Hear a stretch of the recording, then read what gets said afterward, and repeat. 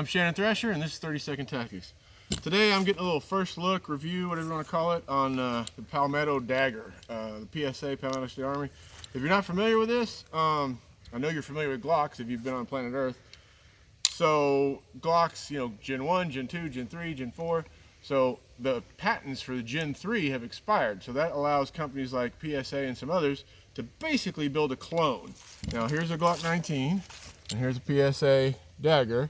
And if you see, they're pretty much the same gun. Now there are some changes we'll talk about real quick. Now I've never fired this gun. I'm gonna shoot a few rounds in a second. Well, let's just, there's other reviews out there. Guys watch you shoot hundreds of rounds. Let's just talk about some basics, okay? Weight. This is an empty Glock 19. 1 pound, 5.4 ounces, okay? So how close is the dagger? So we had 154.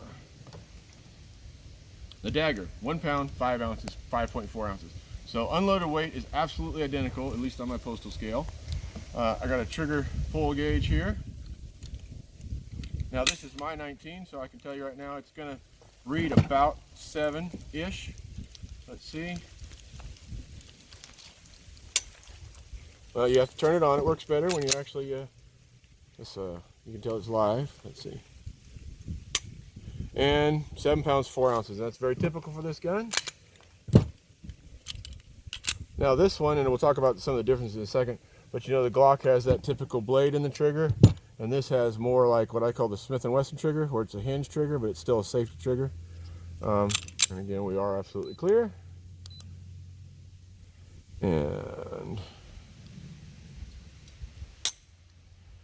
514. It's kind of weird to get a good reading on these hinge triggers, so let me do one more just to make sure we're not cheating anybody. And 6 even. So just under 6 ounces, or 6 pounds and 6 pounds, so we'll call it 6 pounds. So a little lighter trigger. Does that make it better or smoother? I don't know. We'll find out in a minute. Real quick, I'm going to shoot this gun because I haven't, and my good friend over at Carolina Gun Guy, link in the description, is going to let me shoot this, so I'm going to. Never offer to let me shoot a gun if you don't want me to shoot it. So me just looking at this real quick, the differences. Now this is a Gen 4 Glock, just because that's what I happen to have. But the difference, it doesn't have the interchangeable back straps like the Glock has, plus or minus.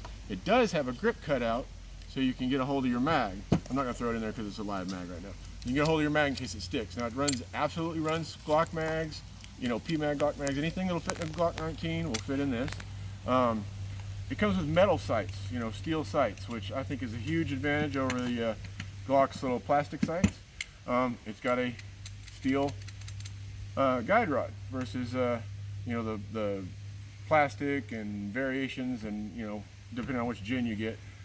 So there are some different slide serrations, front slide serrations. If you're this guy or this guy, which personally I'm not, I've been doing it too long, I'm too old, but if that's your thing, boom, it's already there.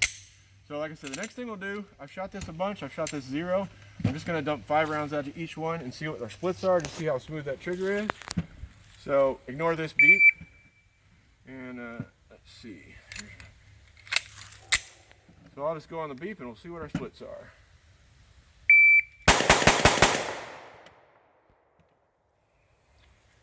All right, and again, that's not trying to be super accurate. That's just seeing how fast that trigger and that gun's going to cycle with me. My finger is the problem in there. So our splits are, let's see, 17, 18, 18. Yeah. So basically 17, 18 is going to be the split on the Glock. Not the fastest I've ever done, but shooting this one, a few seconds later, it's going to be. Now again, I don't know what this trigger feels like. I've never shot this gun, but let's find out.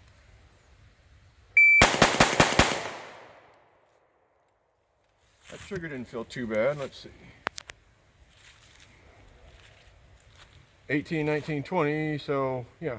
So 19. So you're talking about, again, never shot this before, never used this trigger. Your splits are 1/100th of a second off. So that is what it is. I know this is quick and down and dirty. I didn't mention the best thing about this gun. Now again, these are pretty new, so no one's got a 10 or 15 year, torture test review on them. But feels good in my hand. Your hand is your hand. But like I said, the best thing about these is retail on them is about $2.99.